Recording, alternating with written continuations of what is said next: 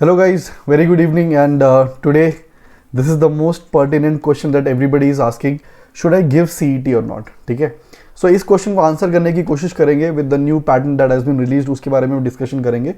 So I welcome you all to Unacademy and if you have any questions related to the exam, please feel free to comment in the comment section. ठीक है, so let's get started.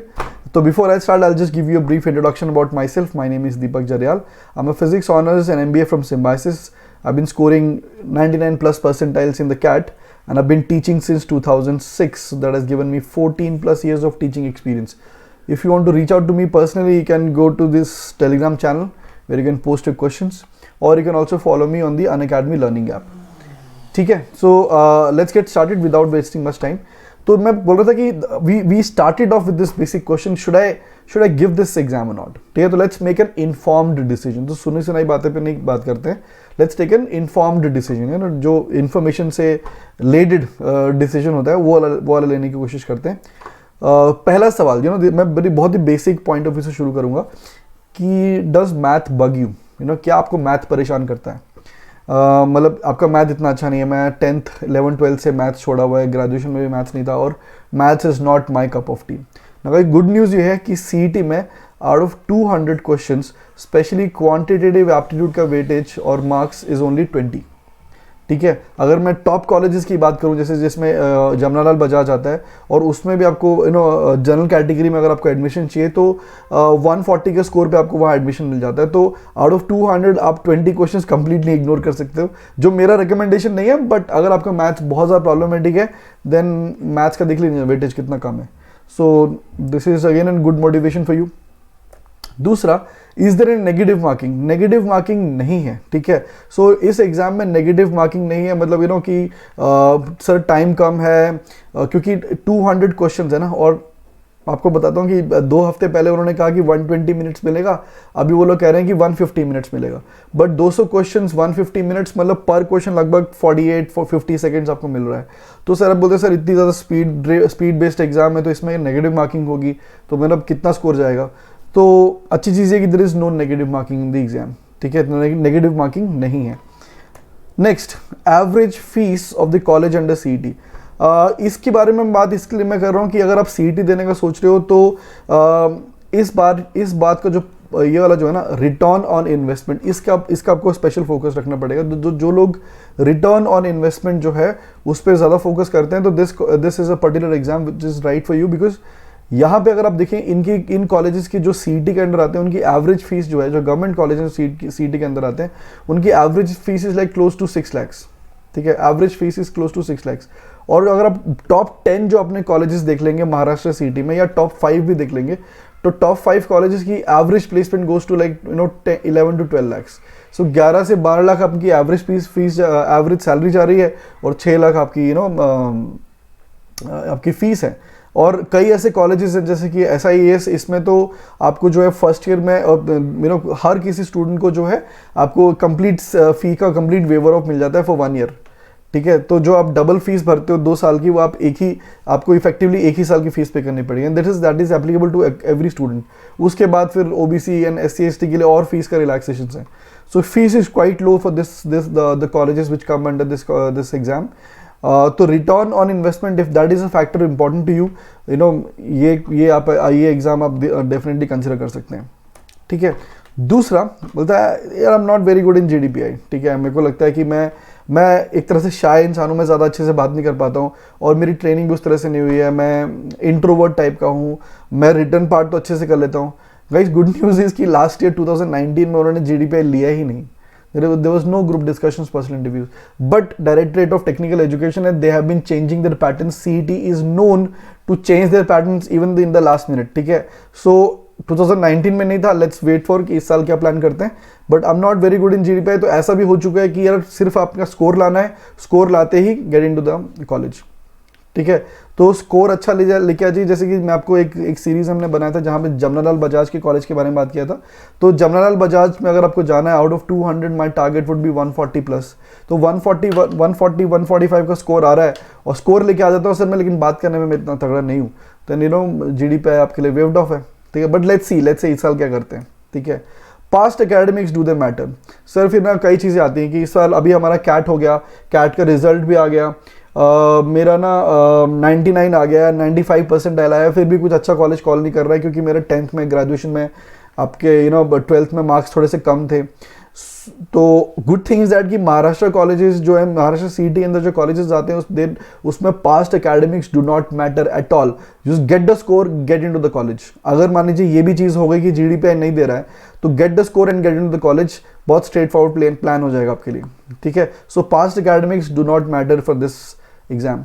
Now, can I prepare CAT? Can I prepare for CAT and I can clear CET? To be very frank, CET जो है ना एक different temperament का exam है। Different temperament मतलब आप सोचिए ना कि 200 क्वेश्चन है और मेरा टारगेट, मैं टॉप कॉलेज से अपने आप को मैप कर रहा हूँ। सो टारगेट कॉलेज है मेरा ये जमनालाल बजाज, जिसमें मुझे 140 और कन्वीनियंस के लिए 150 क्वेश्चंस मुझे करने हैं और मुझे मिल रहा है 150 मिनट का टाइम। तो 150 मिनट में 150 क्वेश्चंस करने हैं एक तरह से। तो मान लीजिए, समझ लीजिए कि आप पर मिनट 1 क्वेश्चन करना, तो it's a speed based exam.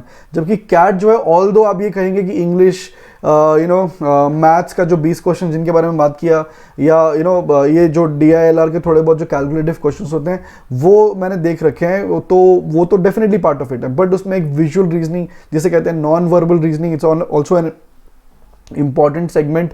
उसका बाइफिकेशन आपको बताऊंगा जो कल शाम को ही रिलीज हुआ है थोड़ी देर में। बट कैट के लिए पढ़ के सिलेबस के बारे में तो इन्फॉर्मेशन मिल सकती है, बट स्पेसिफिकली आपको CET के लिए डेफिनेटली अलग से प्रिपेयर करना पड़ेगा कि कैट के लिए पढ़ गया तो मैं CET हो जाएगा, ऐसा बिल्कुल भी नहीं है, ठीक है। तो आपको CET सेंट्रिक स्पेसिफिक पढ़ाई करनी पड़ेगी, ठीक है।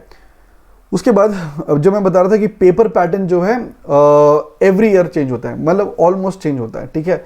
सो जैसे कि फॉर एग्जाम्पल जो एक और इम्पॉर्टेंट पॉइंट है, नंबर ऑफ एप्लीकेंट्स। तो नंबर ऑफ एप्लीकेंट्स अगर मैं कैट की बात करूं तो जैसे कि 2,35,000 के आसपास जो है लोगों ने फॉर्म भरे थे और 2,10,000 के आसपास जो है आपके जो एग्जाम टेकर्स थे इन cat.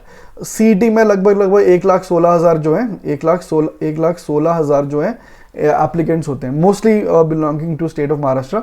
But all India candidates और महाराष्ट्र के कैंडिडेट्स मिला के टोटल 1,16,000 है। So number of applicants as compare to this is pretty low, pretty कम, मतलब ऑलमोस्ट हाफ ऑफ इट।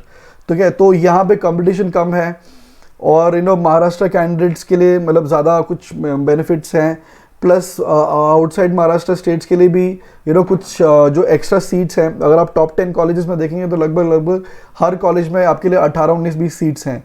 और क्योंकि इनके बेनिफिट्स बहुत ज़्यादा हैं, जो जैसे in terms of ROI in the kind of, जैसे मैंने जमनालाल बजाज के बारे में जो सीरीज शुरू की थी जिसमें I was calling them is जैसे वो खुद अपने आप को unofficially CEO factory of India बुलाते हैं, ठीक है। So great colleges to go to, competition भी कम है, नेगेटिव मार्किंग नहीं है, ईजियर पेपर है, पेपर ईजी है। What make this paper difficult is the speed, ठीक है। It's a speed based exam, तो that is what it makes the paper थोड़ा सा डिफिकल्ट इन टर्म्स ऑफ अगर उस एंगल से देखा जाए तो, ठीक है। तो अगर आप मेरे से पूछें is it easy to score 99.99 percentile in CET as compare to CAT, quite frankly नहीं, ठीक है। दोनों का अपने अपने वो हैं प्रोज एंड कॉन्स और अपने स्ट्रेंथ एंड वीकनेसेस हैं।